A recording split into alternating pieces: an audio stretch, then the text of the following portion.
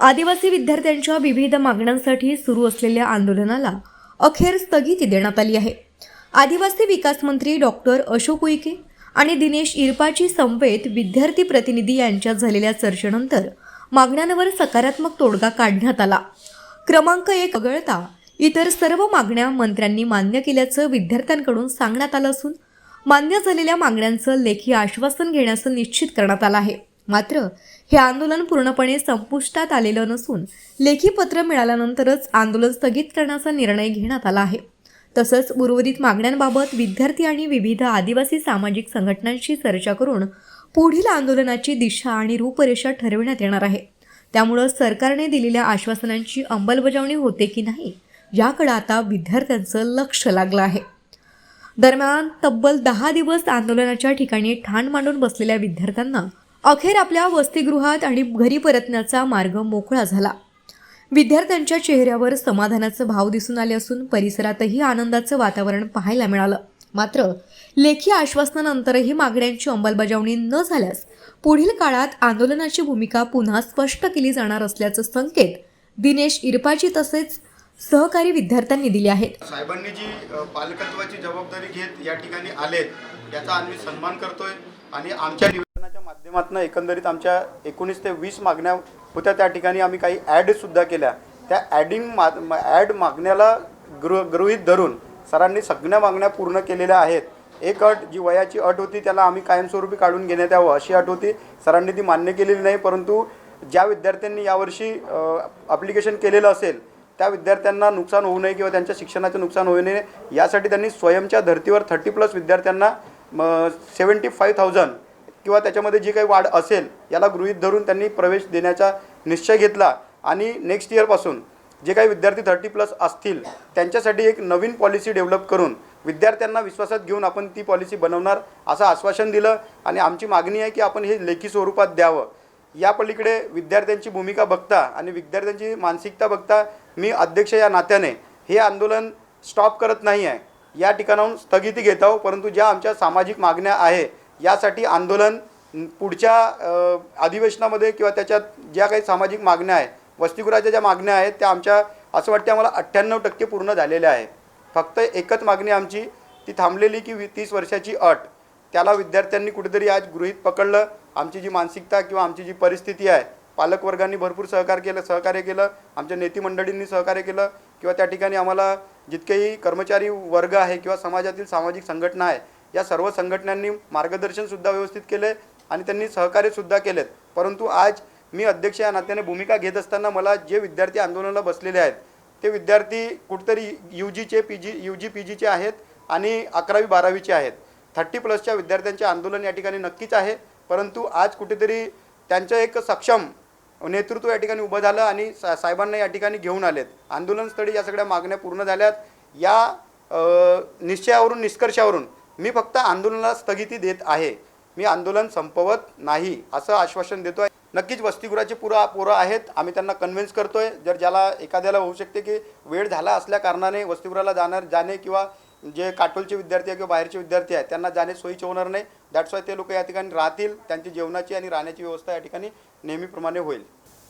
त्यांच्याशी दिनांक 18 तारखेपासून तर आजपर्यंत सातत्याने नियमितपणे संवाद, चर्चा, हितगुज साधणं सुरू होतं। त्या सर्व समस्त विद्यार्थ्यांनी अतिशय सन्मानजनक आदिवासी विकास विभागाचा पालक म्हणून, आदिवासी विकास विभागाचा सेवक म्हणून आमच्या सूचनेला सन्मान दिला, सूचना स्वीकारल्या आणि समस्त माझ्या विदर्भातल्या आणि महाराष्ट्रातल्या विद्यार्थ्यांनी त्यांच्या आंदोलनाला स्थगिती दिली। त्याबद्दल मनापासून त्यांना धन्यवाद देतो। महाराष्ट्राच्या कानाकोपऱ्यामध्ये जे विद्यार्थ्यांनी आंदोलन करत आहे त्या विद्यार्थ्यांनासुद्धा मी आवाहन करतो की आंदोलन स्थगित झालं असलं तरी मी तुमचा पालक आहे, डिपार्टमेंट तुमचं आहे, विभाग तुमचा आहे। यानंतरही सातत्यानं ज्या अडचणी येईल त्या अडचणीच्या अधीन राहून आपण चर्चा, हितगुज साधत राहू एवढी अपेक्षा करतो आणि मनापासून पालक म्हणून, आदिवासी विकास विभागाचा मंत्री म्हणून मनापासून नक्कीच आपण आहोत नागपूर आयुक्त आदिवासी विकास प्रकल्प कार्यालय नागपूर आणि इथे 13 ऑगस्टपासनं आपल्या शिक्षणाच्या अधिकारासाठी विद्यार्थ्यांचं आंदोलन खरं तर सुरू होतं आणि त्यामुळे आज खरं तर 22 तारीख आणि तब्बल 10 दिवसानंतर हे आंदोलन आज कुठेतरी स्थगित करण्यात आलं. महाराष्ट्र राज्याचे आदिवासी विकास मंत्री डॉक्टर अशोक उईके यांच्या उपस्थितीत काही विद्यार्थ्यांची चर्चा इथे घडण्यात आली.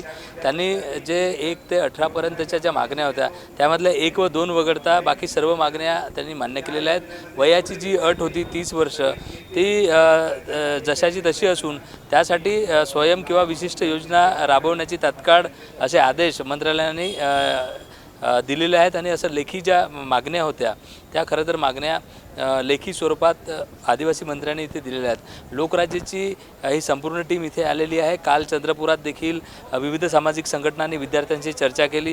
कालचं तिथलं स्थगित झाल्यानंतर मात्र आम्ही इथे एकंदरीत काय चर्चा सुरू आहे त्यासाठी आम्ही इथे सगळे आलो होतो. मात्र वयाची अट जशी तशी आहे आणि बाकी काही ज्या अटी त्यांनी मागितल्या होत्या त्या खरं तर मंत्री महोदयाने पूर्ण केलेल्या आहेत. मात्र त्यांनी सांगितलं की हे जे आंदोलन आहे ते स्थगित झालं आहे, ते बंद केलेलं नाही. मात्र सामाजिक संघटना विद्यार्थी सगळ्यांशी चर्चा करून पुढचं पाऊल पुढची रूपरेषा आम्ही ठरवू असं देखील इथे त्यांनी सांगितलेलं आहे. कॅमेरामॅन शैलेश गणवीरसह मी नितेश डोंगरे, नागपूर. उत्कृष्ट निकाल, दर्जेदार शिक्षण, हमखास करिअरची दिशा देणारे श्री साई पॉलिटेक्निक चंद्रपूर. प्रवेश प्रक्रिया सुरू. 31 वर्षांची गुणवत्तापूर्ण तांत्रिक शिक्षणाची परंपरा, विद्यार्थ्यांच्या उज्ज्वल भविष्यासाठी अनुभवी प्राध्यापक, आधुनिक प्रयोगशाळा, इंडस्ट्री ओरिएंटेड शिक्षण आणि उत्कृष्ट प्लेसमेंटची संधी.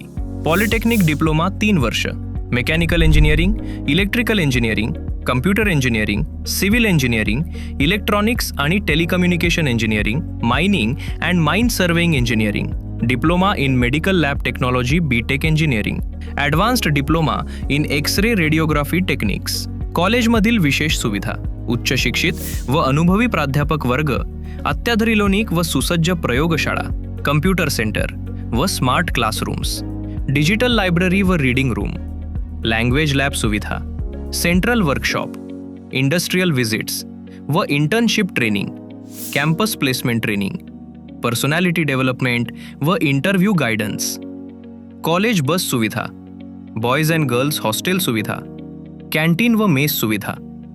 प्लेसमेंट हीच आमची ओळख. नामांकित कंपन्यांमध्ये विद्यार्थ्यांची निवड: Tata, Mahindra, Bajaj, HCL, Cummins, Adani power, CEAT tyre, Ambuja cement आणि इतर नामांकित कंपन्यांमध्ये करिअरची संधी. आजच आपल्या उज्ज्वल भविष्यासाठी प्रवेश निश्चित करा. Shri Sai polytechnic, Nagpur road, Chandrapur. ॲडमिशनसाठी 7768 999 001 किंवा 9429 693737 या क्रमांकावर संपर्क साधा. Admission open. Shri Sai college of engineering and technology, Bhadravati.